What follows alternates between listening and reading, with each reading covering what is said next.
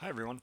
In this video, I basically would like to go over the lab practical. And I'm going to go over it relatively quickly because it's very similar to what you've already done, but I do want to go through the separation scheme. One really important thing that I want you to keep in mind as we go through the separation scheme, and I'll say this several times, is that you may not have everything in your mixture that we go through in the separation scheme. So essentially what we're going to do in the separation scheme that I'm going to go over shortly is we're going to look at what if you had all four types of molecules, that is acid, base, neutral, and a molecule that's insoluble in organic solvent. But for any individual case, you're only going to have two or three. So you're not going to have all four of the molecules present. So therefore, you are going to try some stuff and you may not see a precipitate in some cases. And that's not necessarily wrong. It just means that your molecule may not have that particular type of molecule. And I'll mention that as we go throughout this, so it'll hopefully make more sense as we continue along the separation scheme here. But before we do that, what I want to remind you of is that the acid-base extraction is the same type of acid-base extraction you've been doing for the past 2 weeks, using sodium bicarbonate, sodium hydroxide, saturated sodium chloride, HCl, ether, and a drying agent. It's just that you don't know what the mixture contains. So the primary difference here is you're getting an unknown mixture as opposed to a known mixture of, say, benzoic acid, benzocaine, and biphenyl, which is what you did most recently. So here you're going to get an unknown mixture where you don't know what you have. So let's look at what the mixture could possibly contain. Well, one of the things that it could contain is an acid, a base, and a neutral molecule. So, and these are a list of the possible acids, bases, and neutral molecules along with their melting points. So when you have this list, you can essentially then compare the melting point of the ultimate product that you get, plus based on the separation scheme where it came out, and then you can make a good determination of which molecule that it is. So that is basically that. And I will tell you that we don't have all of these molecules. So some of them are there on the list, but we don't actually have them. So don't expect that in the classroom everyone's going to get all of these molecules. Said another way, you may have the same molecule as a group next to you, you may not, but it's not impossible that you will. So below that, we have the structures of these different compounds, so you can see what they look like. So the first thing is the acids. And the acids are carboxylic acids. You'll notice that they all have the carboxylic acid functional group on them. So the different acids are going to behave the same way in an acid-base extraction. And this other organic stuff, even if it's, in the case of here where we have salicylic acid, it's going to be just going along for the ride. Okay, so the organic stuff is kind of just going along for the ride. So what we care about is the carboxylic acid functional group here. Next, the bases. You'll notice that the bases also have something in common, that they're generally amines. Here we have an amide. You can make an argument that this molecule is not particularly basic. So this molecule I would just kind of ignore, but these amines here are potentially present in your mixtures. Okay, and then finally we have neutral compounds. You'll notice that what do neutral compounds not have? They don't have bases, which are amines, and they don't have acids, which are carboxylic acids. But they do have other functional groups. All right, we have an alcohol and a ketone. We have an ether here.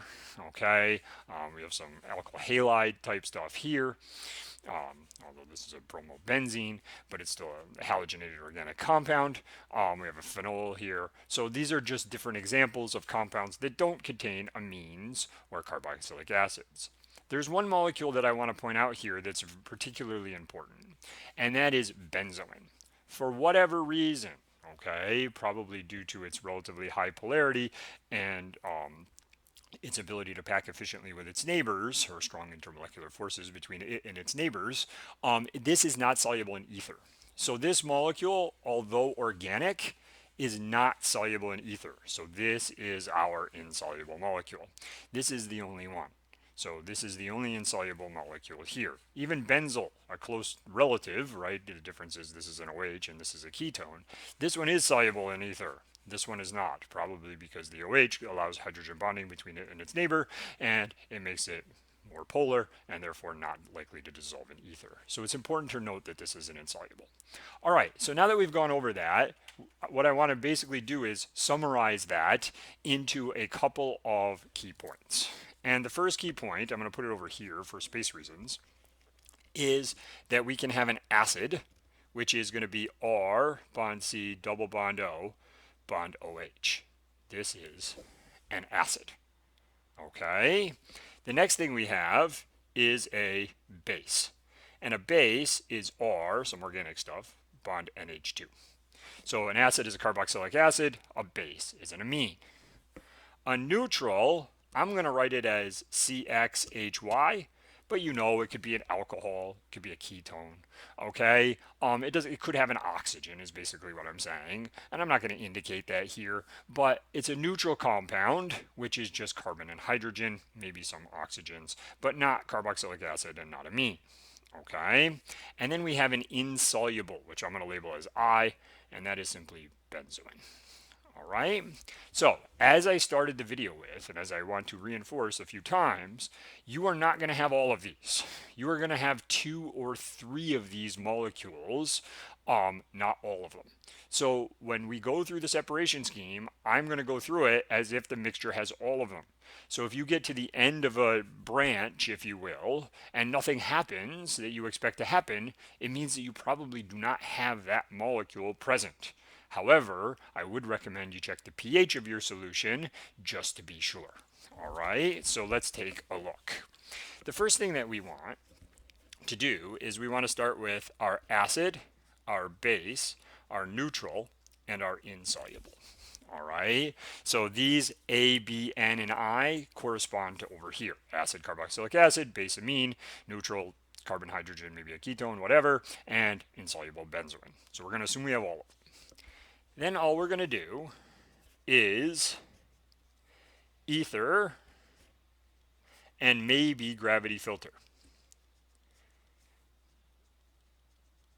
Okay, we may or may not need to gravity filter. So we're going to have an organic layer, which is going to contain our acid, our base, and our neutral. And if you add ether and you still see a substantial amount of solid in the flask, that means you have an insoluble solid. And at that point, you need to filter out that insoluble, and you have already identified one of your things because it is benzoin. All right. So when you add the ether, you may or may not have the entire sample dissolve. If it all dissolves, there's no sense to filter it. But if it doesn't all dissolve, you want to filter that out and isolate your insoluble molecule. And again, you've then identified one of your molecules. All right, so now what we need to do is we need to get the acid, base, and neutral. Remember that our overall goal is to isolate every single one of these compounds as a solid in a separate container. So here we would have this on the filter paper if we happen to have the insoluble molecule. If we don't happen to have the insoluble molecule, then we just continue on this path. So let's look at the acid, base, and the neutral. Well, how do we separate out acids, bases, and neutrals? Well, what we want to do is we want to turn this carboxylic acid into an ionic compound, said another way, a carboxylate, and we do that by adding a base. Remember that acids, carboxylic acids included, react with bases. The base that we've been using in the lab is 5% NaHCO3, sodium bicarbonate. And just like you did in the lab, you're going to want to do this a few times. So wash with one small portion, then another, and basically do it a couple of times just to make sure that you get it all out. So here, we're going to have an aqueous layer because it's 5% sodium bicarbonate, meaning that it's 95% water. And if there is an acid present, we'll have the acid salt in the aqueous layer.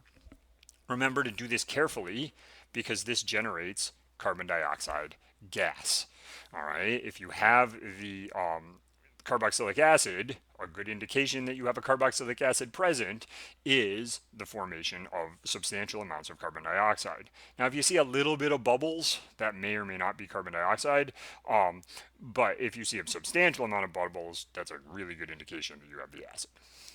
Your organic layer is going to have your base and your neutral molecule, and now because you've done a liquid-liquid extraction, you're going to have traces of water, because every time you add an aqueous in an organic layer, you get traces of water in your ether. And because this is the organic layer is ether, and we're ultimately going to have to get rid of the ether, I am going to write ether there. Whether you write it or not super important, but I'm going to keep it there. All right, now let's go after this, and let's precipitate this acid salt. So once we have this acid salt, we want to precipitate it back as the neutral acid. Remember, we're going to use a few portions of the sodium bicarbonate solution. We're going to drain that out of the separatory funnel. We're going to have it in a separate container. So this aqueous layer is going to be completely separated from the organic layer. This is still going to be in the separatory funnel. This is going to be in some beaker. How do we get this back? Well, we need to protonate the acid. If we have the acid salt, we need to protonate it and form the acid. How do we do that? 6 molar HCl. All right, we're going to get a solid, which is our acid, and we're going to get in aqueous, which contains NaCl. It's important to point out when we're doing this that the solution must be acidic for the acid to precipitate. Since you can't be sure whether you have an acid or not, although again, CO2 is a good indication of whether you have an acid, if you're not 100% sure whether you have an acid or not, I strongly recommend that you check the pH with pH paper of the resulting solution. If it's acidic and you don't see a precipitate, that means you likely do not have an acid. Again, we're going to try to isolate all the acid-base, neutral, and insoluble, but you're only going to have 3 of them. At most, you might only have 2. So therefore, you are not going to have all 4. All right. Next, we have the base, the neutral, dissolved in ether and water. Well, how do we get rid of the base? The base is an amine. An amine has a lone pair on nitrogen, which can accept the proton. Okay, that's what makes it a base, and make an ionic compound, such as benzocaine hydrochloride, which you made in lab when you did the original liquid-liquid extractions. So how do you get the base to react? You add an acid. In this case, we're going to add 5% HCl. We're going to end up with the aqueous layer, which is our base salt, like benzocaine hydrochloride, and our organic layer, which will now just contain the neutral, ether, and traces of water. So this now does further separation. Again, we're going to use several portions of HCl. We're going to drain out the separatory funnel every time, and we're going to end up with an aqueous solution in one container and the ether still in the separatory funnel. So they're completely separated from each other. How do we get the base back? Well, if we have a protonated base and we want to deprotonate it, we need to add another base to get the proton off. In this case, what we have available to us is 10% NaOH. So we have 10% sodium hydroxide, very similar to the acid-base extraction. We'll end up with a solid, which is our base, and we'll end up with an aqueous, which is NaCl. So this is how we can get our base. Very much like with the acid. If you do not see a precipitate, there are 2 possible reasons for that. 1, you don't have a base present. That is certainly possible. If you don't have a base present, then you're not going to see any precipitate. The other possibility is the pH isn't high enough. You haven't added enough base. So check the pH, make sure the solution is basic, and if it's basic and you still don't see a precipitate, that means you probably don't have a base in solution. All right, now we have the neutral, dissolved in ether with traces of water. How do we get that back? Well, first, we have to get rid of the water, and we do that in 2 steps. First, we add saturated NaCl, so saturated sodium chloride in water. We're going to have an aqueous layer, which is going to contain NaCl, and we're going to have an organic layer, which contains the neutral, ether, and trace, but more trace, water. So it's even going to have less water. So now we've gotten rid of some of our water. As I said in a previous video, the sodium chloride kind of acts like, Na plus and Cl minus, and it attracts water molecules out of the ether, kind of like little magnets grabbing polar water molecules. Next, we have the neutral, the ether, and traces of water. Well, how do we get rid of the water completely? In this case, we add anhydrous Na2SO4, the drying agent. This is a solid, and we get Na2SO4 and some number of waters. We don't know the stoichiometry exactly, so we don't know the exact number of waters, so I'm going to put it in as X. And our organic layer now doesn't have any more water. We have the neutral, we have the ether. How do we get rid of the ether? Well, we dry it up. So we evaporate the ether, and we get a solid. Oh, excuse me. I'm going to use this one as the gas. This one is a solid. We get the ether boiling off. Of course, we're going to precipitate it. Not precipitate it, but we're going to condense it on the other side of the solvent evaporator, and our solid is going to be a neutral. Note that depending on the melting point of your solid, it may actually be a liquid. Remember that biphenyl in the lab, when you use a solvent evaporator, usually becomes a liquid. So you know it's done when the ether stops boiling. Also remember that it's possible you do not have a neutral molecule in your solution. So if you evaporate all the ether and there's nothing left, well, then that means you probably didn't have a neutral molecule. So this is a separation scheme, or essentially all of the steps that you are going to take in order to check whether you have an acid, base, neutral, or insoluble molecule. You will have 2 or 3 of them. You will not have all 4 of them. I also want to remind you that the only insoluble molecule we have here is benzoin. So if you're lucky enough to add ether and it doesn't all dissolve after giving it a good try to stir it up and stuff, if it doesn't all dissolve, then just gravity filter and you already identified one of your products, which you know for sure is benzoin. You should still take the melting point. Now, to identify each of these things, okay, as you isolate the acid, the insoluble, the acid, the base, and the neutral, what you're going to do is you're going to measure the melting point. The melting points are given in the lab manual, and you want to compare the melting point that you get to the molecules possible in the lab manual, and then determine which molecules you have in your mixture. The final thing I want to say about this is a separation scheme designed to give you a general idea of how the lab goes. Now, it's not super important the amounts of solvents you use, although it's not completely unimportant. Please don't use 3 liters of ether to dissolve your original molecules. But it's not super important that you measure it, to the 10th of a milliliter or anything. But just remember, you need to think about, well, how much ether should I add at the beginning? And what I would do if I were you is look back to the previous experiment if you're unsure. The truth is, any reasonable amount, 20, 25 milliliters, is totally fine. Please don't use 3 liters. Don't use 3 drops, that kind of stuff.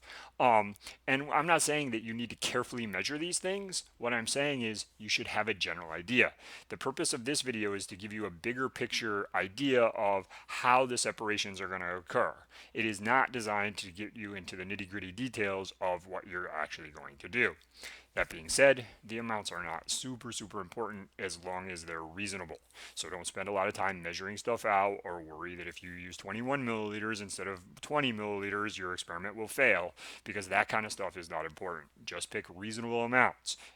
For things that you're washing with, make sure you do it in several trials. So don't just add 1 portion of 5% NaHCO3, add a few portions of NaHCO3, each time, draining out the aqueous layer, adding fresh solvent, shaking it up, that kind of stuff. Also, last thing I want to say is please be careful when you're generating carbon dioxide, because this can build up pressure in your separatory funnel, just like this week when we told you to vent it. You need to vent it when you're generating carbon dioxide. So I hope this video gives you a little bit of a feeling of what you're doing in the lab practical, and I wish you good luck on separating out your acid, base, neutral, and potentially insoluble molecules in your mixture. Remember, you will only have 2 or 3 of the molecules. I hope you found this video helpful.